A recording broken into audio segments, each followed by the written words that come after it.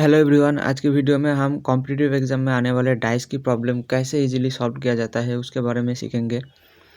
और इसके जितने भी सारे केसेस हैं वो सारे के सारे मल्टीपल वीडियोस में पार्ट में अपलोड किया जाएगा और एंड में जाके सारे के सारे वीडियोस को एक सिंगल वीडियो में भी अपलोड कर दिया जाएगा। तो जुड़े रहिए आप और सीखते रहिए। तो यहाँ पे क्वेश्चन में क्या बताया गया है, two different position of the same dice are shown, find the number on the face opposite the face showing to.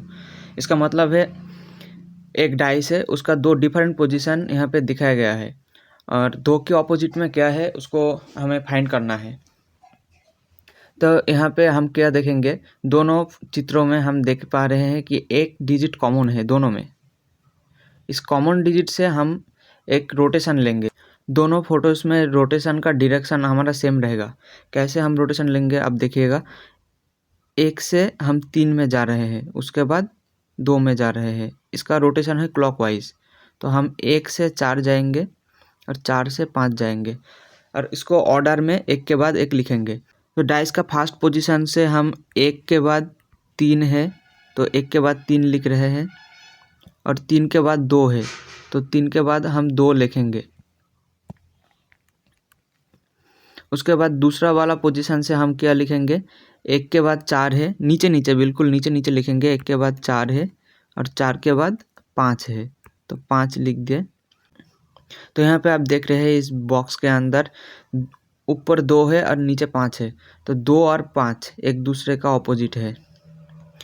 यहाँ पे 3 और 4 एक दूसरे का ऑपोजिट है और यहाँ पे 1 के नीचे 1 है, तो 1 का ऑपोजिट तो 1 हम नहीं लिख सकते हैं, लेकिन आप जानते हैं कि एक डाइस में 1 से लेकर 6 डिजिट तक रहता है। तो यहाँ पे हम देखेंगे कौन सा वाला डिजिट छूट चुका है। तो यहाँ पे देखिए 6, हमारा डाइस का जो 6 है 6 छूट चुका था, तो 1 के नीचे हम 6 लिख देंगे, तो 1 का ऑपोजिट हमारा 6 रहेगा। तो हमारा क्वेश्चन में आंसर चाहिए था 2 का ऑपोजिट की, लेकिन हम सीखने के लिए इतने सारे के सारे बताए। तो 2 का ऑपोजिट हमारा 5 रहेगा। यहाँ पे देखिए 2 के नीचे 5 है तो 5 हमारा 2 का ऑपोजिट रहेगा। तो यही प्रोसेस हम दूसरे वाले क्वेश्चन में अप्लाई करेंगे। यहाँ पे भी देखिए सेम बात बताया गया है कि एक डाइस का 2 डिफरेंट पोजीशन दिखाया गया है और 5 के ऑपोजिट में क्या रहेगा उसको हमें फाइंड करना है। तो यहाँ पे कॉमन डिजिट हम देखेंगे। कॉमन डिजिट यहाँ पे 3 है, 3 से रोटेशन लेंगे और रोटेशन का डायरेक्शन सेम रहेगा। ऐसा नहीं है कि एंटी क्लॉकवाइज लेंगे तो आंसर नहीं आएगा, हम एंटी क्लॉकवाइज लेके भी आंसर ला सकते हैं। 3 से लेके अगर 1 गया, 1 से लेके 5 गया तो सेम डायरेक्शन में रोटेशन जाएगा। सेम रख के हम ऑर्डर में लिखते जाएंगे। 3 के बाद 1 आया था तो 3 के बाद हमने 1 लिखा, 1 के बाद 5 आया तो 5 लिखा।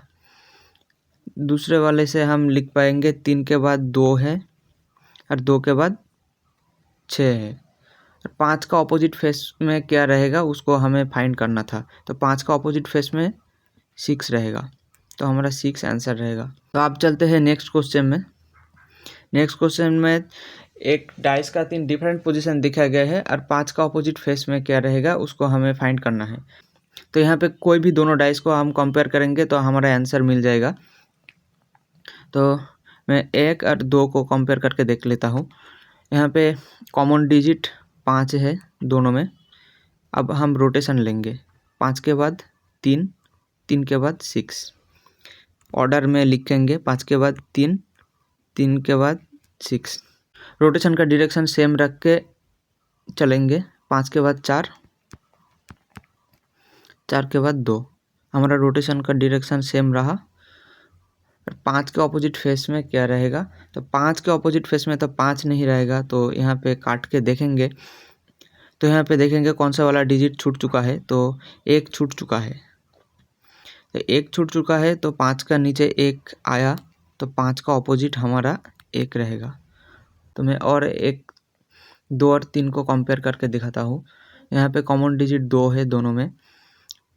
इस तरीके से हम रोटेशन लिए, 2 के बाद 5 आया, 5 के बाद 4 आया, 2, 5, 4। यहाँ पे 2 के बाद 1, 1 के बाद 3 आया, 2 के बाद 1, 1 के बाद 3 आया, तो 5 के ऑपोजिट फेस में यहाँ पे देखिए 1 आंसर इजीली मिल जाएगा। आप 1 और 3 को कंपेयर करके देख सकते हैं। आज के लिए इतना ही, मिलेंगे नेक्स्ट वीडियो में नया कॉन्सेप्ट के साथ।